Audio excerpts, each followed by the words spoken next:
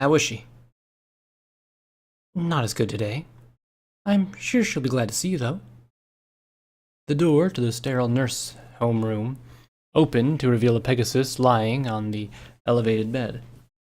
The younger Pegasus lowered her head as she tip-hoofed around her sleeping Nana, while the nurse closed the door behind her. She carefully hovered over a chair next to her grandmother and lowered herself onto it. The air from her wings barely moved the gray, magenta hairs on the elder mare's head. She would let her sleep. Are you going to help us build a snow pony, Nana? The one called to the shivering Pegasus on the porch, while her younger sibling gamboled in the drifts. The filly was too young to notice just how carefully her Nana watched her. The elderly pony refused but stayed on the porch, watching the two fillies build a clumsy snow pony. Come on in. It's getting dark, she called to them when the sun wasn't even close to the horizon. Despite their protests, their Nana had her say, and they left an unfinished snow pony to fend for itself while they clattered inside the house. When are Mommy and Daddy getting here? The younger filly asked, her flank still unmarked. Tomorrow evening. Come by the fire, Dawnlight. Nightlight. Is our snow pony lonely? The younger filly, called Nightlight, asked. Snow doesn't have feelings. Be sure to knock it off yourselves, Nana said, easing herself into the rocking chair next to the wood stove. The fillies obeyed, snuggling close to each other while the warmth radiated to dry their coats, manes, and tails. Their Nana smiled at them as they chatted casually about nonsense. Dawnflight watched the flames playing behind the slits of wood stove's doors. Her own flank had received its mark, a spark of flame. She shared her grandmother's love for warmth, but didn't understand the hate Nana had for snow. After hours of pleasant chatting, the fillies needed to go to bed. Except Dawnflight knew she had to ask the question that had been bugging her before she could sleep. Time for bed, Nana said, poking her head from the kitchen where cups and plates had been put away. She had said the same thing a moment before, and Nightlight had run upstairs to obey. Mommy and Daddy said I could stay up later. Ah, that's right. You're a big girl. Nana, why do you hate snow? There was the sound of a cabinet door meeting wood before the orange Pegasus slowly disappeared in the doorway. Her face was neutral, but there was a hint of a look Dawnflight would receive many times after this. The look that said, maybe, just this once. Nana, with some difficulty, got down on the floor next to her granddaughter before speaking. Do your parents let you hear ghost stories? She asked, the rays from the wood stove fire barely illuminating her wrinkles of her vulnerable face, surrounded by magenta eyes. Well, I've read them. That prompted a laugh. I see. Well, while you may not understand everything, I think I can tell you now, she said with a groan as she stretched and settled herself for a long tale. Can I get you anything? The nurse asked the Pegasus, who was lost in her own thoughts. Oh, no, thank you. How long do you think? Probably a couple of minutes. Sometimes she sleeps a little longer, especially recently. Thank you for taking care of her. Is she happy here?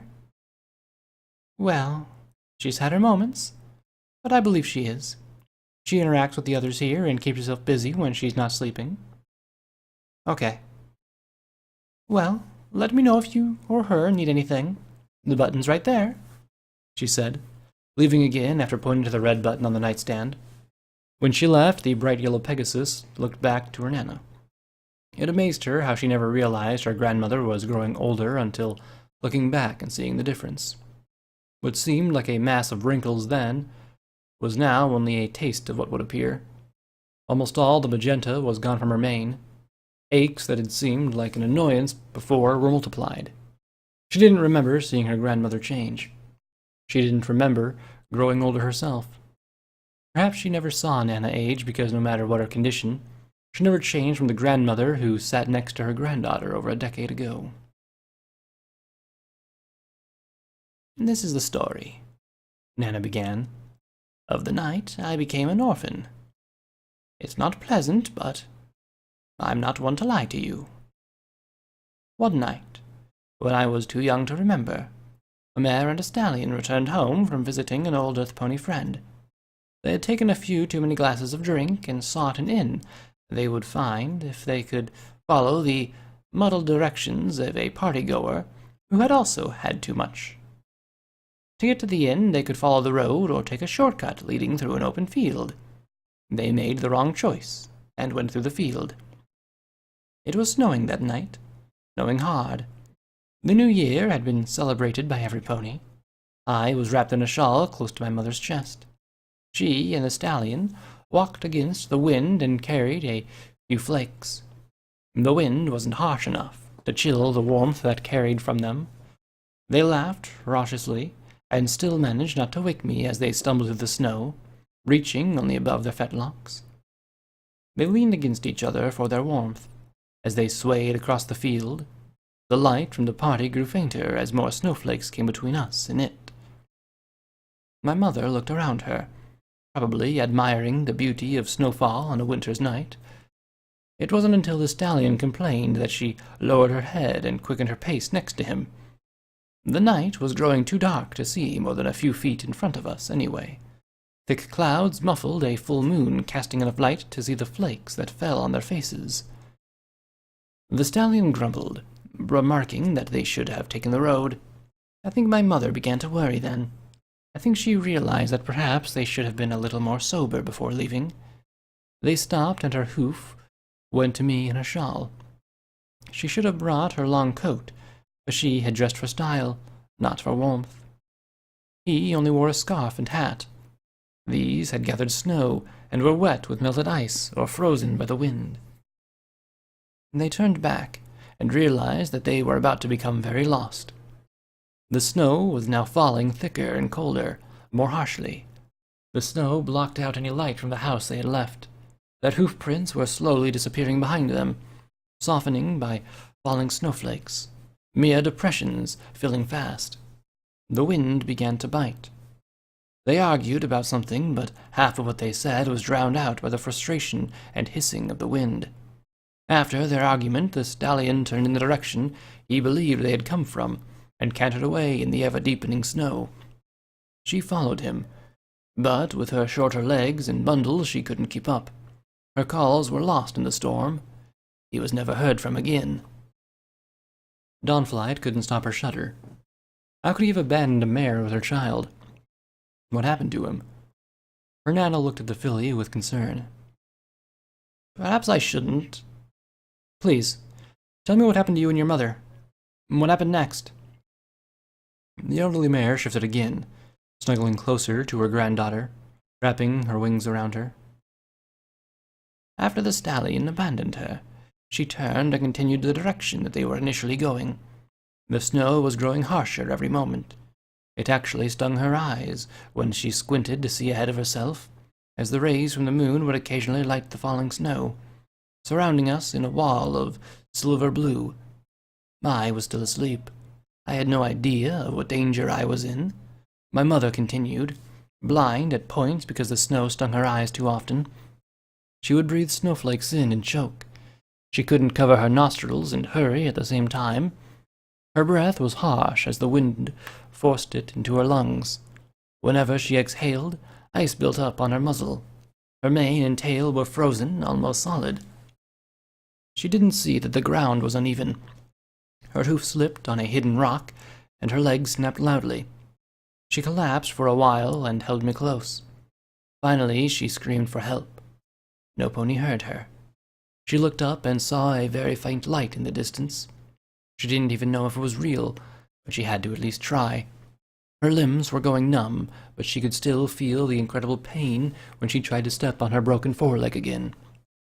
I woke up when she fell on top of me and began crying. I'm afraid I'm somewhat responsible for what happened to her. She could have survived. She could have dragged herself through the snow that almost reached her barrel. but she could only bring herself if she did that. She would have to have let me die. Snow cleared enough that she could see the light was indeed a true light and not just an illusion, but the wind was still too powerful to let her ragged voice pass no matter how loudly she screamed. My mother tried to wet her throat with snow, and while she did receive water, it made it that much more easier to freeze to death. My mother was found the next day. I was put up for adoption. If there hadn't been a snowstorm, my life would have been much different. Nana? The filly asked. Nana jumped, as if she had forgotten she was speaking out loud to another pony. I'm sorry, Dawnflight. I probably said too much. How did you survive? Oh. She paused for some reflection. Another pony, one better equipped to be out at night like that, came to my aid. He is the one who put me up for adoption. Dawnflight looked into her grandmother as she shifted in her bed and blinked her familiar magenta eyes. Hello, Nana. Hello. Thank you for coming. I don't have anything, she said, sitting up. I came to visit you. Oh, thank you. How is school? School's going well. Did I tell you I'm in the Wonderbolt Academy? Yes. Are you dressing warmly? It's spring, Nana. It's warm outside. Ah, yes. Did I tell you about the snowstorm I lived through? Actually, that's part of why I'm here, the yellow Pegasus explained, pushing her white and gold hair out of her eyes. I see. It's just... She shifted in her chair and looked at the beloved Pegasus lying in bed, the Pegasus who had spoken honestly to her, but perhaps not honestly enough. Nana, that story, there's something about it that doesn't make sense. What is it, Nightlight? Dawnflight didn't correct her. I've always wondered, since I had a chance to think about it. The story, I mean. You were too young to remember it. Nana, how did you find out what happened to you or your mother? Pain. A sharp pain shot through her eyes, and for a while she didn't respond. Her grandmother watched her breathe in and out of the skeleton, which was becoming more prominent as her dear Nana grew weaker. She had been Dawnflight's best friend when no pony else would be, and a support for her when she and Nightlight would get into a tussle. She had often suspected that her grandmother played favorites, though. Usually, when Nightlight argued, it was the younger sibling who was at fault. She was never much for leaving now. She was still with her grandmother, just in an older body. She was growing senile, forgetting things like names and places. Sometimes, when Dawnflight looked into her grandmother's face, she felt like she was talking to an empty shell that didn't know her. But with the pain seemed to come clarity. The younger mare felt like she was staring into the sharp eyes of the same mare who had snuggled close to her before a dying wood stove. The vulnerable mare took a ragged breath. My father told me. Nana, you said the stallion was never heard from. My mother was an earth pony, she continued. The stallion was an earth pony that my mother married. My father was a Pegasus. He would often watch my mother without help knowledge. When he found her, he didn't know what to do. She was dead already, and I was still crying. My father took me, wrapped me in my mother's shawl, and carried me to the first home he could find. The family that lived there insisted he stay the night, no matter how he protested that he wanted to find my mother. She stopped and collected herself. That next morning, the grief, having had time to sink in, led him to find my mother's body. He never came back for me, not until much later. He was dying. He never stopped thinking about me, he said. It took a while for me to forgive him, but it was worth it when I did. I wish I had forgiven him sooner, so I could tell him. Yes, I know he should have tried to find me, He just couldn't for some reason. Every day he was putting it off, saying, "Later, when I've worked things out." He felt this guilt his entire life, and he wanted me to know the truth, so he went to Celestia herself to try and find me. He wanted to let me know that even though I was a bastard, I wasn't unloved, just abandoned. "Nana," her granddaughter said after a long pause, "I'm so sorry." "Don't be, Dawnflight."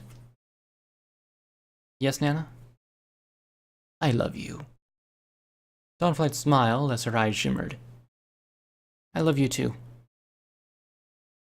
I hope that one day, when you are as old as I am, you have a granddaughter just like you," she said, closing her eyes and settling back into sleep, with a content smile on her muzzle. Dawnflight slowly stood up, glancing at the picture of the Pegasus stallion, who had been her grandfather. The rest hid on her grandmother's nightstand next to the red button. The yellow Pegasus turned back to the sunken orange cheek, under the closed eye, and kissed it softly. "Good night, Nana. I'll see you later."